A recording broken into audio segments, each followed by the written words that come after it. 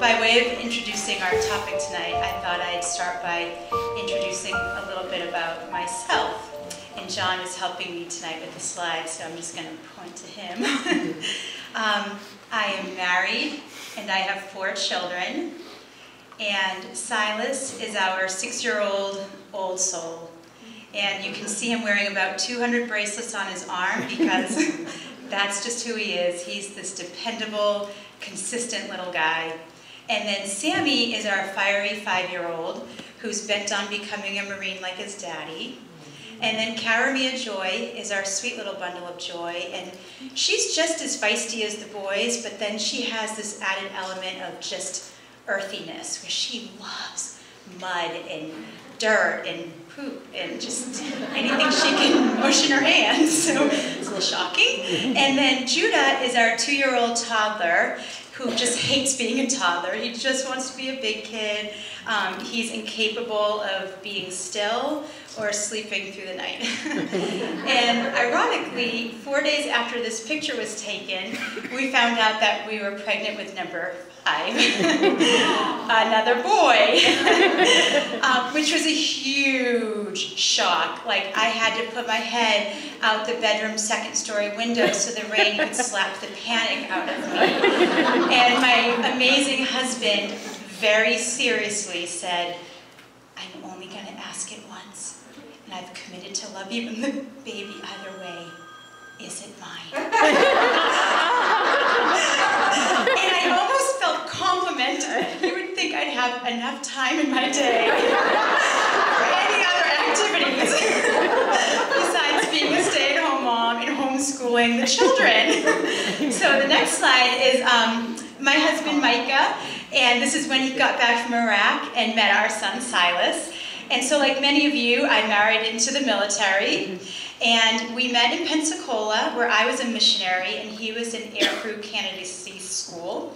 It was my 26th birthday, and I had just spent the entire night, complaining to God that I have been forgotten.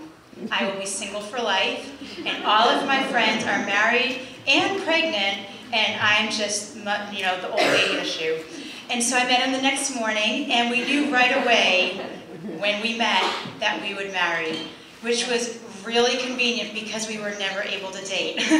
After a week of meeting, he was shipped off to SEER school, which some of you may be familiar with is like the torture training.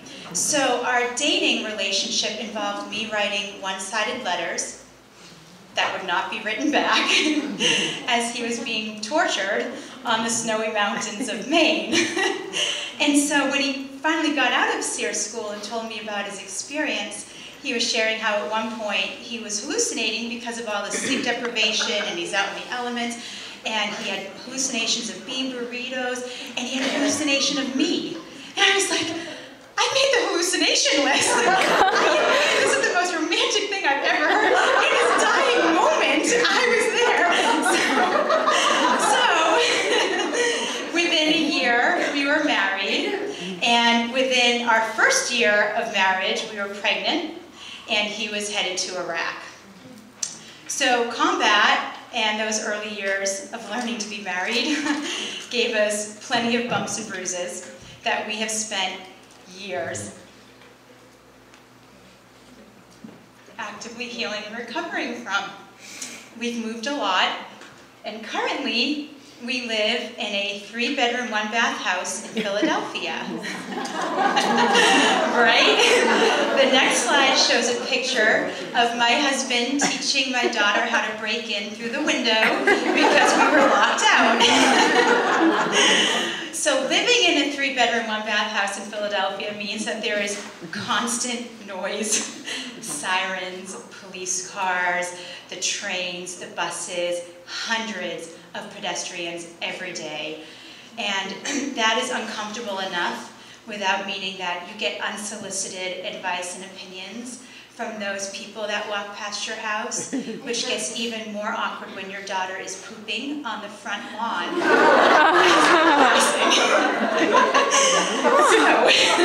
Living in a 3-bedroom, 1-bath house in Philly also means that there's near constant noise from within our 1,800 square foot house. So our kitchen has a 3-person max capacity, and it helps if they're hanging onto the door frame. And our bathroom has a 2-person max capacity, no joke, no counters, no cabinets, no nothing, you just stand. And all of the kids share a bedroom. So that looks like the toddler sleeping in a crib, and his life commitment is to torture the big boys. So he jumps out all night and he runs over to the bunk beds and he clotheslines himself every night. He's never learned to duck the extra inch and terrorizes the boys. And then my daughter, Karamia, sleeps in the walk-in closet, which I've dubbed a dollhouse. So that's how we're making that work, and I have no clue where the baby's going to sleep yet. The one question I get over and over and over is, how do you do it? And I know when I'm being asked, because it's the same thing I ask myself all the time. How do I do it? How do I do it without cracking or crying? How do I do it without losing my mind, my hair, my children? How do I do it without running my fist through a wall, or without running away? Or when those things possibly happen, how do I pick up the pieces and keep going? How do I do it when my toddler wakes up at 5 a.m. again, and I know you experience this, after I spent the night awake with my daughter who peed the bed, and my son who had growing pains and needed his knees rubbed? How do I do it when our family has to forgo another chance to eat out or dine in, to get takeout because of a tight budget, and I find myself in the kitchen yet again, usually barefoot and pregnant, cooking another meal that they will not enjoy. Oh, another load of laundry, another load of dishes, another demand, another obstacle. How do you do it? So, whatever your life circumstances are, the question really is the same. How do you do it? Maybe it's a broken marriage. Maybe it's a broken body. Maybe it's a broken family, a broken promise. Maybe it's strained finances, strained relationships, strong-willed children who seem bent on breaking you, or maybe it's no children, maybe it's infertility, maybe it's disappointment, disillusionment, depression. Whatever you are facing, the question is the same. How do we endure? And so that's what we'll be talking about tonight, endurance. Enduring the difficult. And not just surviving somehow, but actually thriving in our difficulty. Growing in strength, success, with real solutions and with real peace. Because Jesus promises us peace. He's very clear. And he says in this passage that I am leaving you with a gift, peace of mind and heart. And the peace I give is a gift the world cannot give. So do not be troubled or afraid. And so we have this promise of peace within the context of our daily, difficult, often very mundane lives. And so this is what we're exploring tonight, the kind of endurance that gives us God's peace in the midst of our hurt, our disappointment, our illness, our humanness. And we have this beautiful example of Jesus living a life of peace in the midst of very great difficulty. So we'll begin tonight by defining our key term, which is endurance. Webster says, endurance is the ability to do something difficult for a long time. The ability to deal with pain or suffering that continues for a long time. The quality of continuing for a long time. And Scripture also has a lot to say about endurance. In this first passage, endure so that when you have done the will of God, you will receive what he has promised. And then we glory in our sufferings because we know that suffering produces endurance. Endurance, character, and character, hope. And hope does not put us to shame because God's love has been poured out into our hearts through the Holy Spirit, whom he has given to us. And then Hebrews 12, let us run with endurance the race God has set before us. So before we move on, we're going to stop here, and I'd like to take a few moments for this to get kind of personal so that we can get the most out of this. So if you have your journal and if you have a pen, now's your time to grab it out. If you don't, or if you'd rather not, you can just do this all within your beautiful brain. So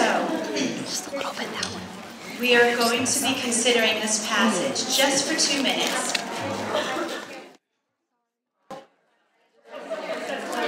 Okay, so grab your pen and your journal, and we're going to do this exercise silently. So this isn't a table discussion, this is just within yourself.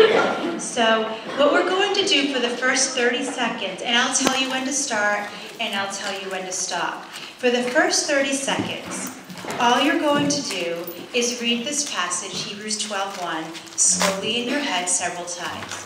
No writing, just read it, and I'll tell you when our 30 seconds is up, okay? All right, let's begin.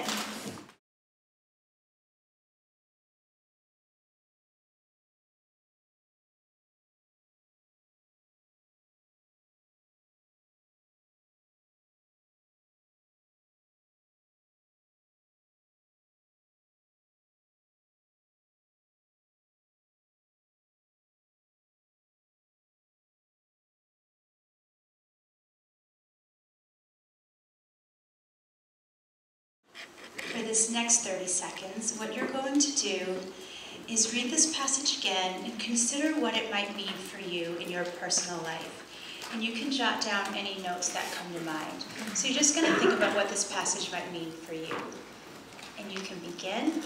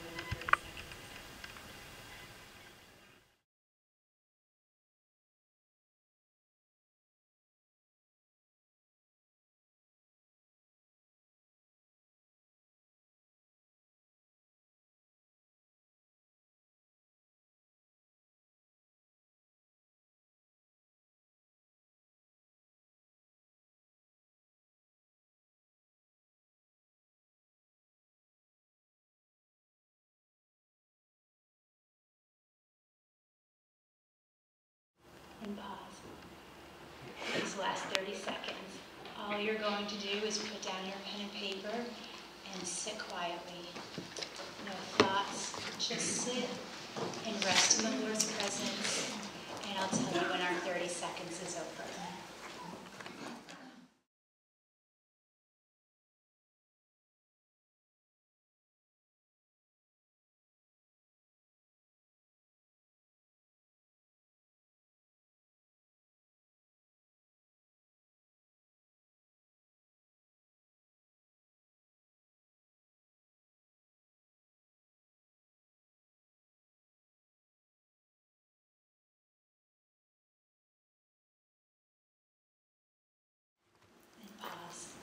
Thank you for doing that with me. So our question is, what might God be asking you personally to endure? And as we move forward, I'd like you to keep that in your mind as we go through this topic. The exercise we just did is a very abbreviated version of something called Lectio Divina, and it's Latin for sacred reading. It's a Benedictine tradition that Christians have been practicing since at least the 4th century AD, and in recent years it's been making quite the comeback in the Christian culture worldwide, really. It has 4 stages which we just practiced in an abbreviated manner: reading, meditation, prayer, and contemplation. So, as we return to our original question of how do we endure, I would like to suggest that the primary and perhaps the most powerful way that we endure is through mindfulness and meditation. So, there may be crickets. This may sound like quite the jump. This may not make sense at all, or it may even feel unchristian.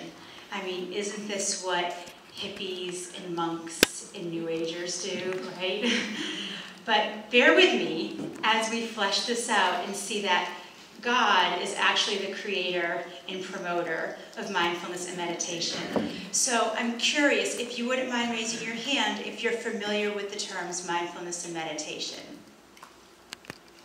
A few, okay. And who is familiar with them within a Christian context? In other words, not New Agey, yoga-ish. Okay. And who practices them? Great. Okay, so because there are many variations of mindfulness and meditation with their own approaches and goals, I'm going to define what I am talking about in a Christian context with this verse or with this definition. And so it says, hit it, John. Mindfulness is simply being aware of what is happening right now without wishing it were different. Enjoying the pleasant without holding on when it changes, which it will. Being with the unpleasant without fearing it will always be this way, which it won't. And scripture, you may notice, sounds a lot like this when it says things like asking for our daily bread or giving thanks in all circumstances, not worrying about tomorrow, not living in fear. So this may smell like scripture to you. Another way to understand mindfulness is that when we're mindful, we experience the moment. When we're mindless, we escape the moment. And we all know what mindlessness looks like. It's saying, and not really listening. It's chewing without being aware of what or how much you just ate. It's saying things without realizing what you just said or if you meant to say them. It's thoughts that are trailing or obsessing. It's misplacing things. It's getting lost. Those are just a few of the countless examples of what mindlessness may look like. And so experiencing the moment is important because it comes from God and His good purposes. This is the day that the Lord has made. I will rejoice and be glad in it. It. Not the future day, not the daydream, not the day 10 years ago that was just awesome, but this day, this moment. We simply do not know what tomorrow will bring or if there will be a tomorrow, but today, this very moment, is the gift God has given us, and it's a gift to teach us, and to train us, and to grow us. And so that's easy to say on the pleasant days, right? Like the engagement, the wedding, the new baby, the promotion, that's awesome. But what about on the unpleasant days? And I've had them too. I remember waving goodbye to Michael, holding my pregnant belly, wondering, will he come back from war? Or in what condition?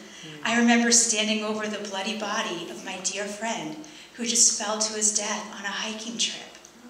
I remember receiving crushing financial news that would change our lives for a long time. The epic arguments that last through the night, sitting hopelessly in yet another counseling session. And all I can say is that God is a good and loving coach.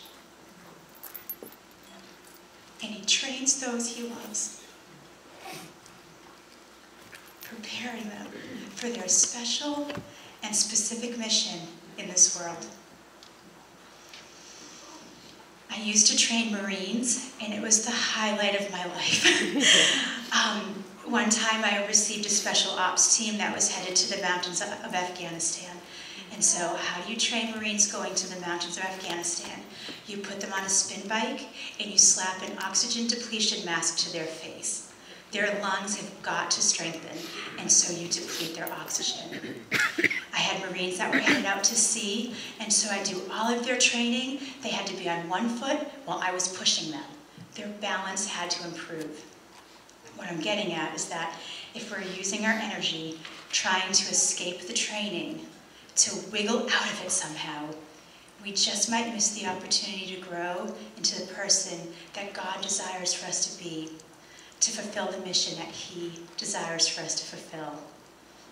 And God, our good and loving coach, might just look at our decisions and say, oh, my poor child, you need more training in this. As I thought about this concept of enduring the difficult in order to fulfill my mission to the world, I was reminded of my first home birth. We are the crazy people that have home births, and here's a picture of my heroic husband filling up a tub in our kitchen of the house that we had on the market, which did not make for the best-selling picture. Well, I was so concerned with getting comfortable, because that's what they say, you get comfortable. So I was so concerned with getting comfortable that as soon as I would feel a contraction strengthen, I would hop in that tub and relax. I'm going to be comfortable. Well, I got so relaxed that 12 hours later, the next morning, nothing had progressed. And my hippie midwife, in her own hippie animated way that I could never repeat here, essentially said that I had to begin experiencing my contractions, cooperating with them. And as I did that, things sped up, and in no time, we had a baby in our arms as we floated in that filthy, filthy water. So what I'm getting at is that our endurance produces something. And as we cooperate with God in our experiences, in our difficulties, He promises fruit. And we may not know how or what it will look like or when, but God promises it, and He can be trusted. Okay, let's move on. So we just discussed briefly what mindfulness is. Excuse me. Mindfulness happens during your day. Now, meditation is different. Meditation happens when you pause your day, because life is hard and we need regular breaks to regroup, refuel, recharge. I can tell you, nothing has helped me do this more effectively and efficiently than meditation, than Christian meditation. Not the nail salons, not the coffee breaks, not the wandering around Target at night. Nothing. William Penn, I had to get a Philadelphia reference in here, so William Penn, the founder of Philadelphia, said, "In the rush and noise of life, as you have intervals, step home within yourselves and be still. Wait upon God and feel His good presence. This will carry you evenly through your day's business." Here are some verses of what God says about this whole subject. "Be still in the presence of the Lord and wait patiently for Him to act. Do not worry about evil people who prosper or fret about their wicked schemes. Let all that I am wait quietly before God, for my hope is in Him. He alone is my rock and my salvation, my fortress where I will not be shaken. The Lord is in His holy temple. All the earth, be quiet in His presence. Be still and know that I am God." We're going to stop here for a moment. And I'd like to ask, when you are feeling overwhelmed or overworked or overly emotional, when you're feeling unappreciated, unimportant, unfulfilled, what do you do? How do you act? How do you think? I'll tell you what I tend to do. I complain. I clean compulsively, because my life will be better if my house is clean. I do what I call panic prayer, which is not a conversation with God. It is vomiting up my fear and demanding He change it instantly. I chew the pain away by eating things that aren't healthy for me, that I don't need, and I'm not even hungry. I shop and spend money I don't have. I exercise moderately. I stay up too late. I self-medicate on Facebook. Any of that sound familiar? So my question is, what might it look like to be still instead? And this is a difficult one because there are many obstacles to stillness. We as a culture, we stink at silence. TVs, cell phones, music, social media, there's constant noise.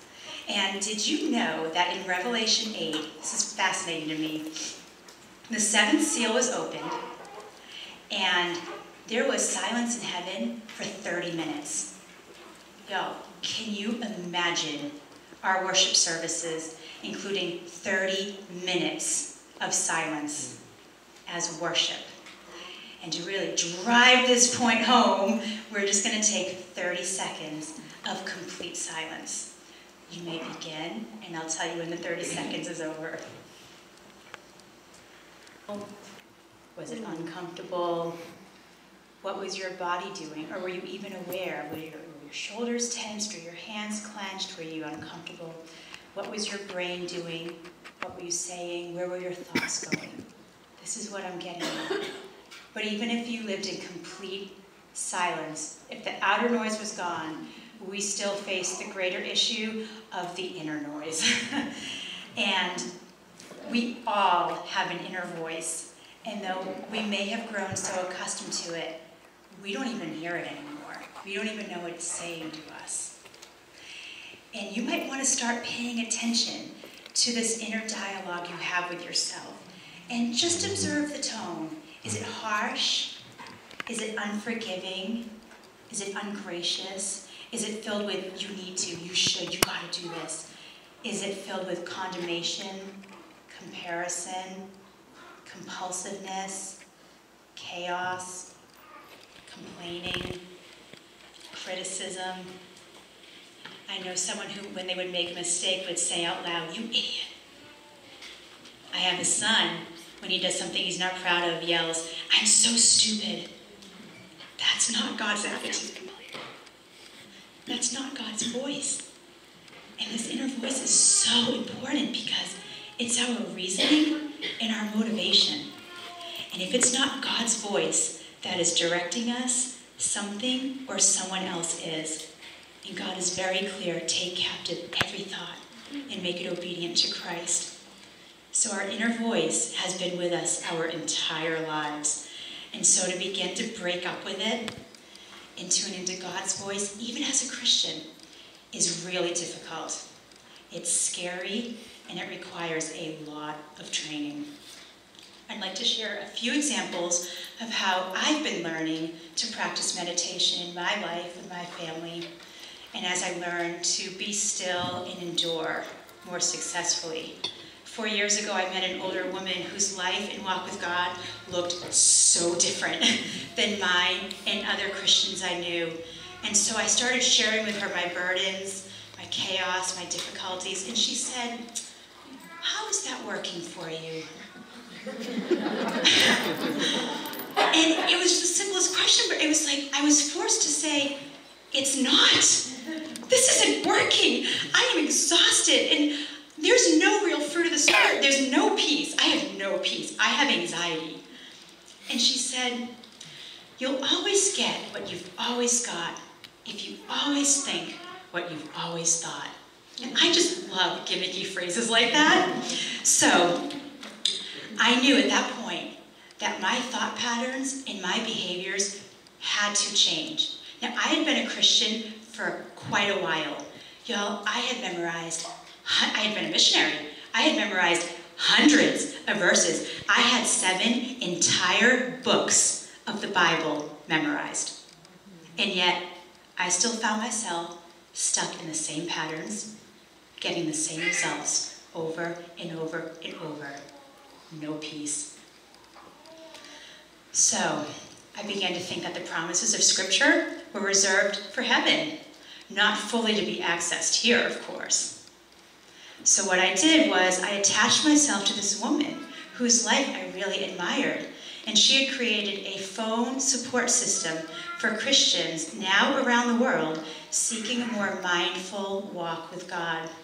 It's called Charis Fellowships. Within a year, my husband had noticed such a change that he said, "What are you doing? And I want in." So he began this journey with me, which formed this beautiful partnership where we support each other in learning to be more mindful, create more stillness in our days, and explore what Christian meditation might look like for our family. We attend these Charis Fellowship groups at least once a week, and it's looked like me learning to create cues within my day to kind of quiet my mind and check in, instead of just rabbit trailing through the day until you hit the pillow at night and you're like, what just happened? So it's things like when I'm in the shower, when I'm in the bathroom, when I'm in the middle of the night awake with a nursing baby, I use those as reminders now to stop, quiet my mind, breathe, and actually say hi to God and start hearing his voice. It's also meant that in those 10 glorious seconds when all the kids are strapped into their car seats and I'm walking back to my seat, I take a slower step and I just take those seconds of silence to regroup. Like, these aren't profound things. It's also looked like having the kids sit in silence on the couch for 3 minutes. Oh, my kids are 2, 4, 5, and 6. They can do 3 minutes. It's meant when I'm blowing up or melting down, my husband we have this code, it's like our safe word. He puts his hand on my shoulder and says, "I got it, go upstairs." And that's our agreement that I will remove myself because I am doing no good, and I will go upstairs and I will breathe and I will shut this up and listen to God again. And the reverse is true as well. When my husband's melting down, I hold his arm and say, "I got this." And he's got to go upstairs. I also journal, and I journal my uncensored thoughts, not the ones I would want recorded in a book one day, hailing me as this great Christian saint, but the uncensored thoughts that God already knows anyways. I also go to the Y 2 hours most days of the week, even if I'm not feeling too well, because of the child watch. You drop your kids off and you have 2 glorious hours, so I'll go exercise, which helps relieve some of that bodily tension that's associated with stress and difficulty. And then I walk my way down to the locker room, I hide in a locker, I draw the curtain, and I practice Christian meditation. That is how I get through most days. And these are just a few examples. There's so many ways that this can be incorporated into your lives. All of this is really helping me retrain and rewire my brain to handle stress in a more peaceful, God-oriented way, to better endure. To endure days like this, where I walk in and find my toddler a mess. And the old me would have, surged with anger. I would have clenched my fists, my heart would have been beating, and I would have yelled. And I would have, in my head, said, "Dinner's ruined," because that cocoa powder was for the dinner recipe. It's going to take me hours to clean. The kid's going to be destroyed. And now I use those cues of heart pounding, clenched fists, to take a deep breath. And my kids know this. It's like, we say this all the time. If they see it, they'll say, "Mom, just take a deep breath." And it's really helpful. And so now I can look at something like that, take a deep breath. I can express my disapproval moderately, but I can also find the humor. I mean, it's cocoa powder. It's not anthrax. It's not going to kill the baby or burn down the house. And he's a baby.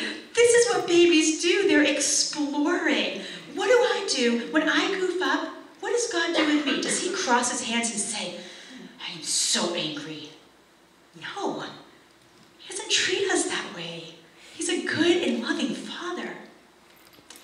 It's also helped me handle days like when we found out we would be homeless in 2 weeks because our housing fell through. And I have 4 kids, 5 and under, and the old me would have flung myself off of a bridge because we are a failure as a family. But instead, my husband and I were able to recognize we are way stressed out right now. Let's go to the park. So we went to the park with the kids. We bought candy. We went fishing. We called our mentor. And then we were calmed down enough, this was calmed down enough, that we could start getting some creative solutions. And that solution involved me and the 4 children taking a 70-day road trip through the country while my husband valiantly worked and found us a new home. It was a blast because I have a meditation practice where I could handle the stress of 70 days homeless with 4 kids. It was lovely.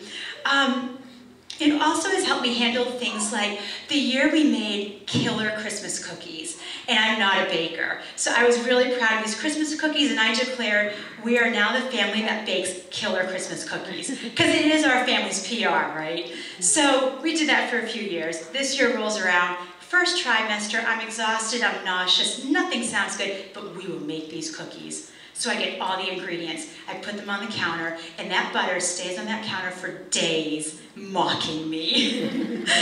It took me days to finally stop and think, I don't even want to make cookies. Why do I feel so compelled to do this? I don't want to, I'm tired, I'm pregnant, the kids don't care. In my mind, it's this glamorous activity, like in a magazine. It's not fun for everyone. No one likes this. And so after I was able to quiet down my mind, I said, oh, we are no longer the family that makes Christmas cookies every year. Oh, the freedom. I mean, such simple things. I'm sorry, I just lost my place. Okay. What's the point of all this? We're talking about enduring the difficult, and we're saying you endure by putting in hard work. There's no quick fix. There's no slap a verse on it, wiggle out of it. We have to endure our difficulties. And this is why God, our good and loving Father, created you with your own special and unique talents and gifts and weaknesses and bodies and personalities for a special and specific mission to this world.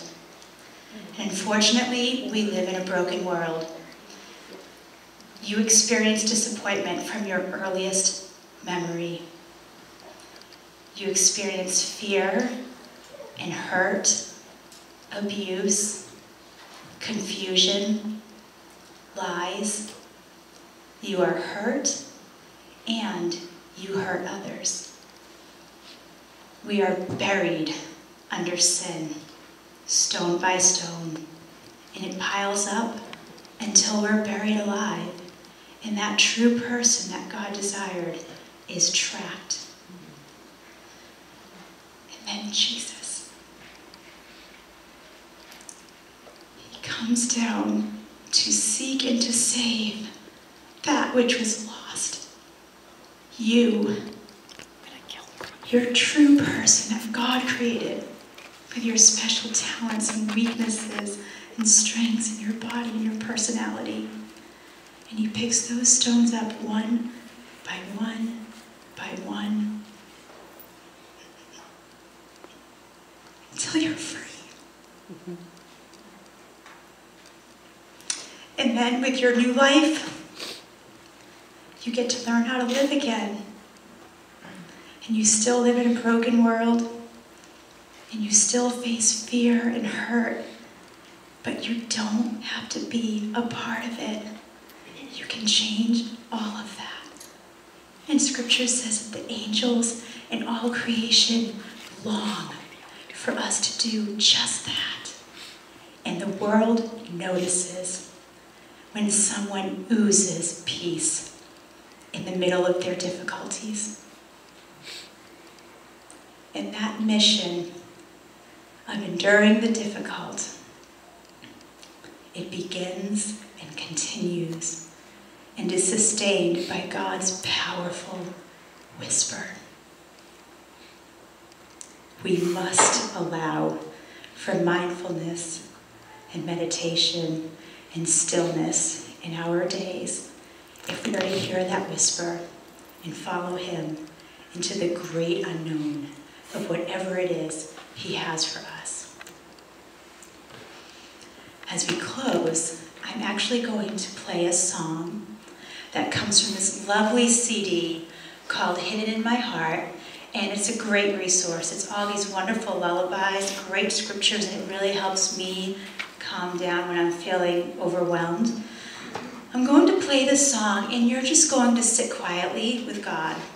You can journal if you would like, and you might want to consider what it would look like for you to hear God's whisper over the noise outside and within. You could brainstorm ways you could explore mindfulness and meditation throughout your day, and you can just ask God to help you endure whatever he has you in. And so we'll play the song and then we'll close.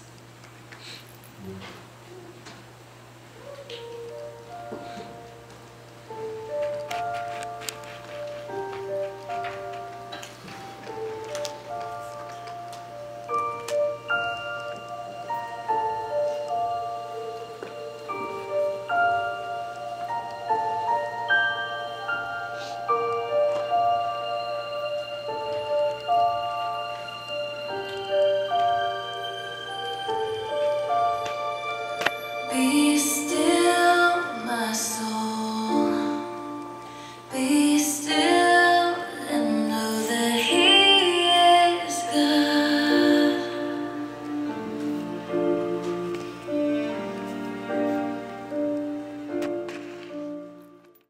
If this is a topic that you're interested in learning more about, there are countless resources. And so I've listed just a very few that have been helpful to me. The first is actually a book written by Dr. Karen Horney. It's dry as dirt and super profound. It's called Neurosis and Human Growth. Not what you were expecting. But it really helps give some understanding as to why we may keep doing the same things we're doing, the same patterns, the same types of thoughts, what's compelling us. She's not a Christian doctor, but it could easily be understood in a Christian context.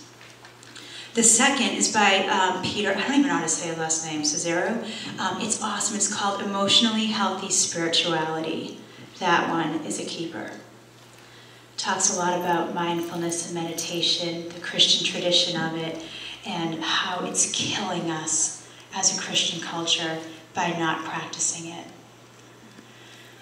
The third is called My Stroke of Insight, and it's really fascinating.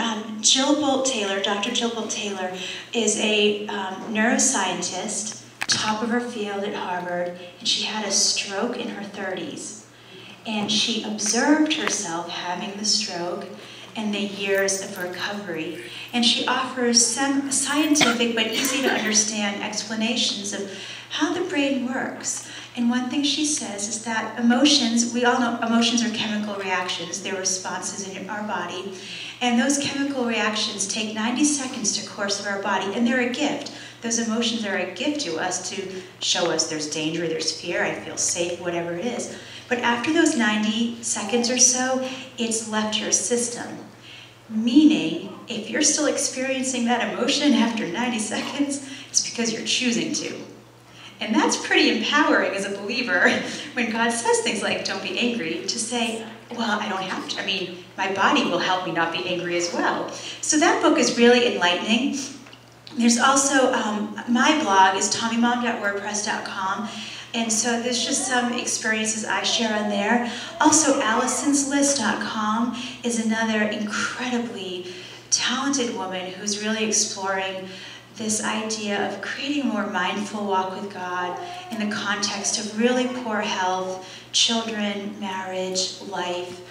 And then lastly, Cars Fellowships is the group that my husband and I are a part of. It's a support system of sorts for Christians worldwide who are just interested in learning more about an authentic walk with God, with more understanding of why do I do the things I do? Why do I keep saying the things I say?